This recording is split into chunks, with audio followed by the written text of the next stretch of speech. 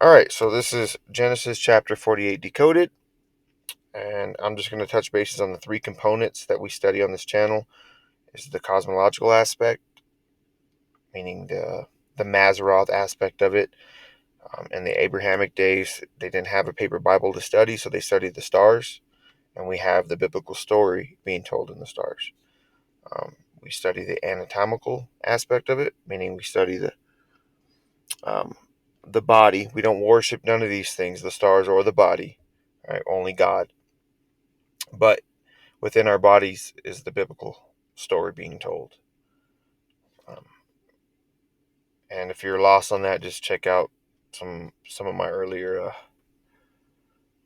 uh, decodes on the body. Um, there's a couple videos in the feed there. And then we studied the literal aspect of it and what we see face value, um, what we read and what we see in the world, right? Okay, that's being mentioned because we'll be studying the 12 tribes and how they have both an anatomical aspect to them and a cosmological aspect to them. In the next chapter, we get descriptions of the tribes and we get a little insight on possibly the Mazzaroth aspect to them. We might be able to line up the tribes with the astronomical signs, right? And I probably won't get too deep into that because there's 10 different variations on it, right? You can, if you Google, like, what tribe goes to what astrological sign or astronomical sign or cosmological sign, you get 10 different answers. Um, so I just wanted to, the basis of this channel is just to show you that there is a connection with that. But we don't get too deep in it, right? Same thing with the anatomical, you know, when we get too deep in these things and it becomes a form of worship and we don't go there. We're just showing that the Bible is also a cosmological book.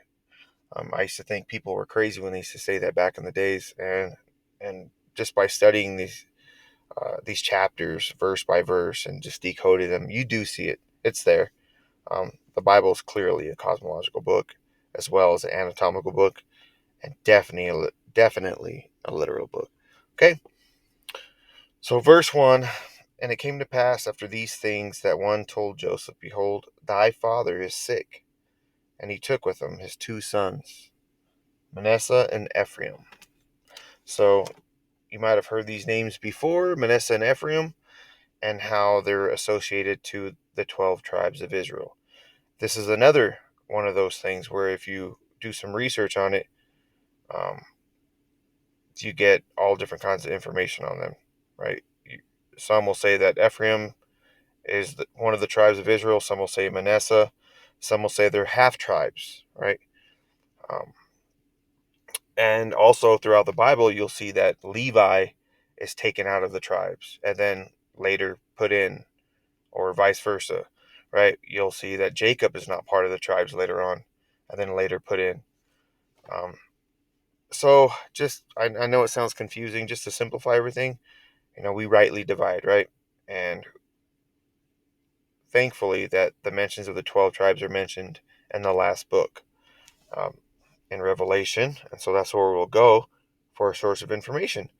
Because when everything's said and done, these are the tribes and these are the names of the tribes. So Revelation 7:4, we get um, we get Judah, Reuben, Gad, Asher, Nephthalim, and Manasseh. Right? Ephraim is not mentioned. We get Simeon, Levi. We get Levi right here. Before it wasn't mentioned in I don't know if it's in um, the Mosaical the Mosaical side of the Bible. Um, I should have did some research on that, but there was it's not mentioned somewhere else in the Bible. We have Ishtar, Zebulon, and then right here we have Joseph, which that was new to me because all the research I've done, they disqualified Joseph and put in Ephraim and Manasseh. And that's the reason why they call them two half tribes. And then they took out Joseph. So that's supposed to, be the replacement. Um, and come to find out that it's not even Ephraim or Manasseh. They're not. There's no two half tribes anymore. So it's just Manasseh. And the reason for that, and on this channel, I do the research for you. Before I used to pull everything up, but it takes way too long. So I've done some research on it, and the reason why is because the tribe of um, Ephraim disobeyed God, right? And they got the other 10 tribes uh, to disobey God as well. And so God obviously eliminated them from the tribal, right? From the tribal count. Um, and same thing goes for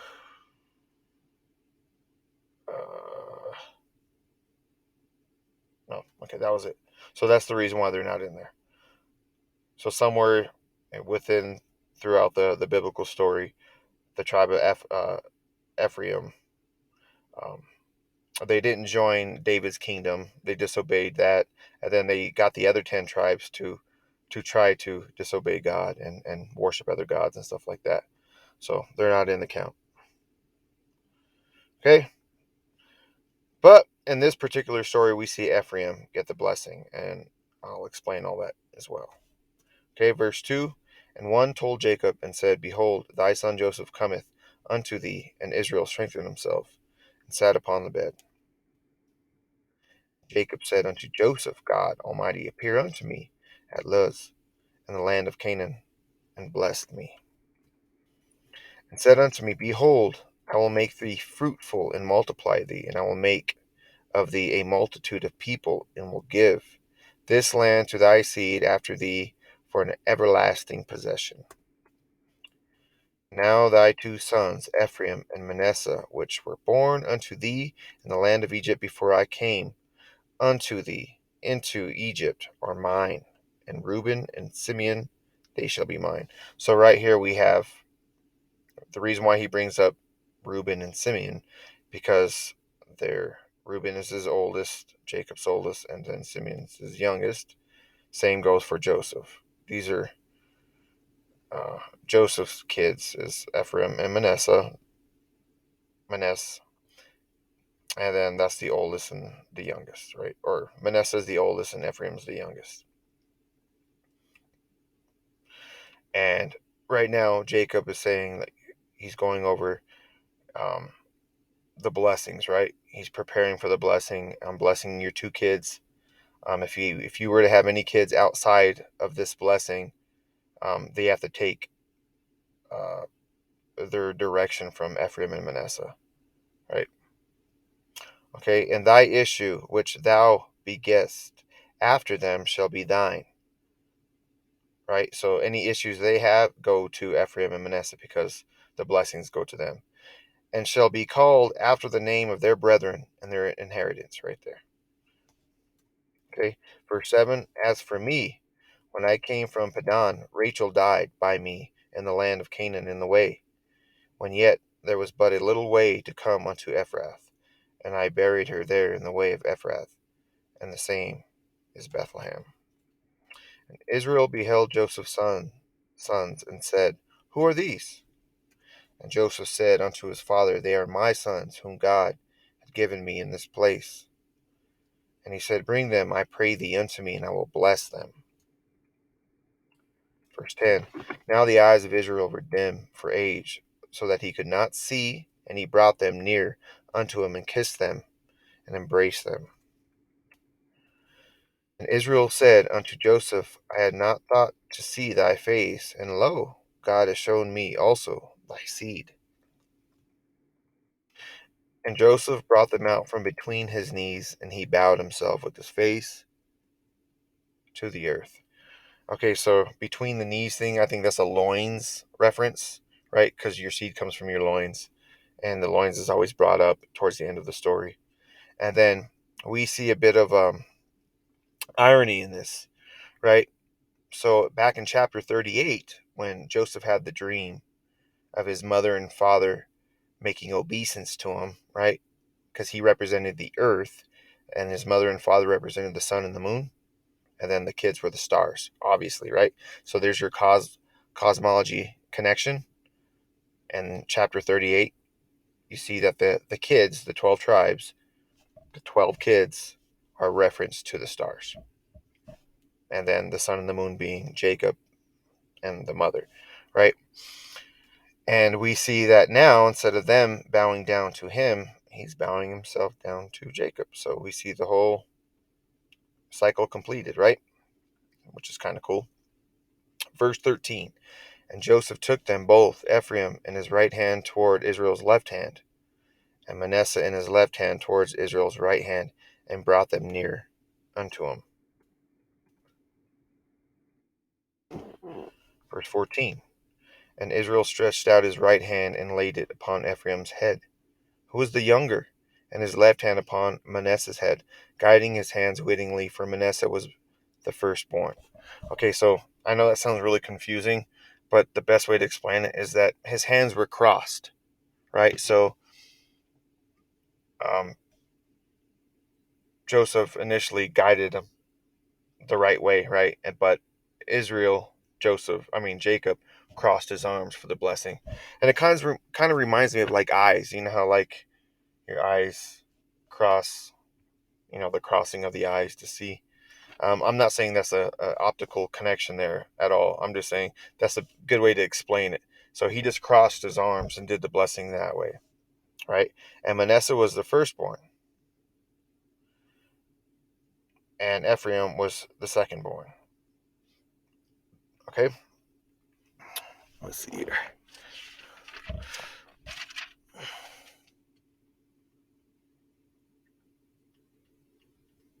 Okay, and I'll get into that in a second. Okay, verse 15. And he blessed Joseph and said, God, before whom my fathers, Abraham and Isaac, did walk, the God which fed me all my life long unto this day. Verse 16. The angel which redeemed me from all evil, bless the lads, and let my name be named on them, and the name of my fathers Abraham and Isaac, and let them grow in multitude in the midst of the earth. Verse 17. And when Joseph saw that his father laid his right hand upon the head of Ephraim, it displeased him, and he held up his father's hand and removed it from Ephraim's head unto Manasseh's head.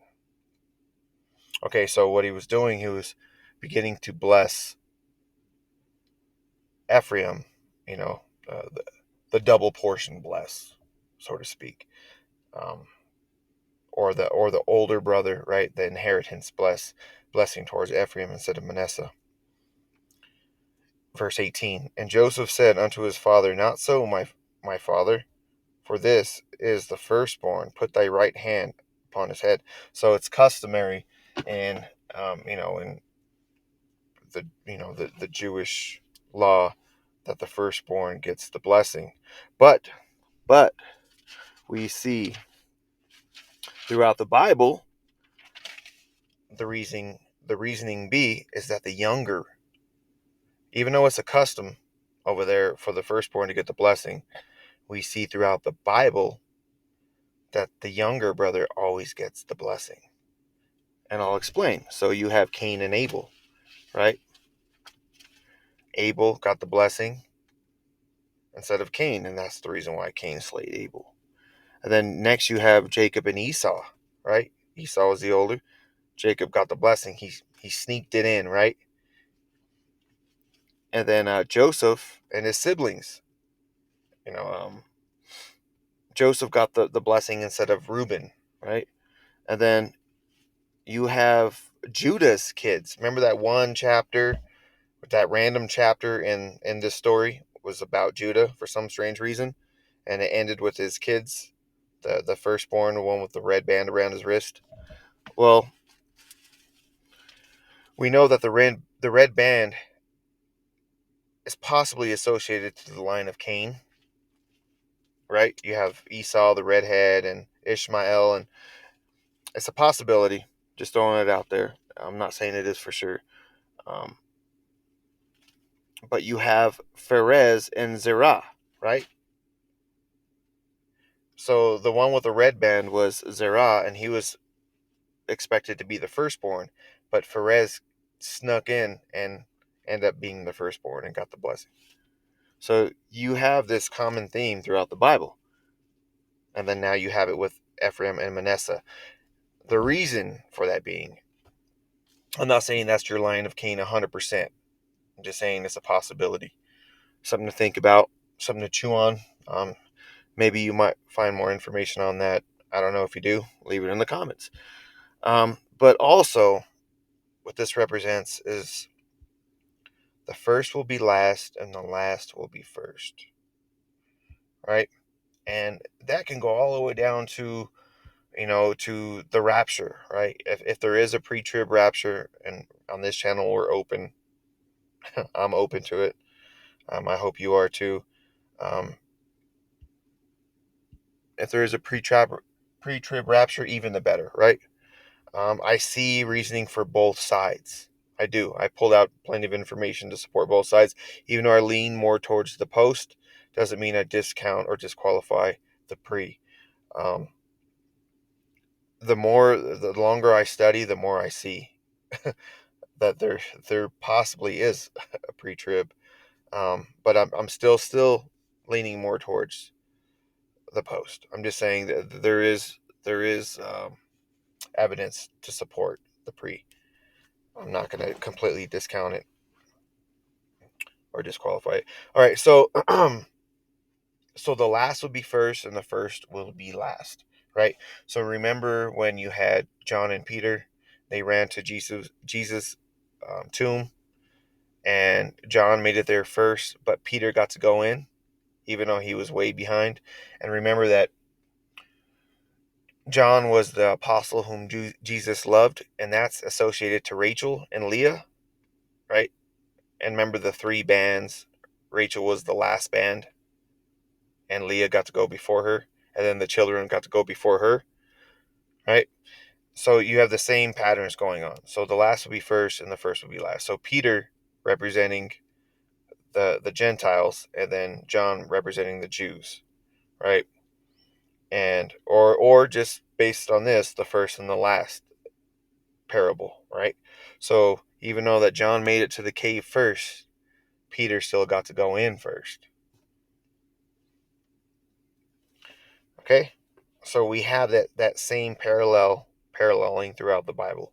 And we get it right here. We get it with Ephraim and Manasseh. We got it with Cain and Abel. We got it with Jacob and Esau. We got it with Joseph and the siblings. And we got it with Pharez and Zerah. Pretty cool, huh? All right. Verse 19. And his father refused and said, I know it, my son, I know it. He also shall become a people, and he also shall be great. But truly his younger brother shall be greater than he, and his seed shall become a multitude of nations. And we see that Ephraim was actually put up to be um, the tribal head, but as we see in Revelation, that changed, and we see throughout the Bible that he kind of screwed that up, or the tribe in general. So you'll come across those people that say that they're two half tribes, but if you just look at Revelation, there's no half tribe. Okay,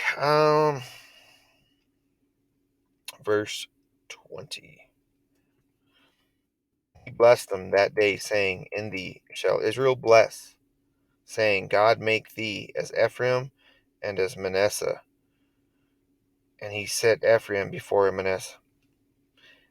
Verse 21. And Israel said unto Joseph, Behold, I die, but God shall be with you, and bring you again unto the land of your fathers. Verse 22.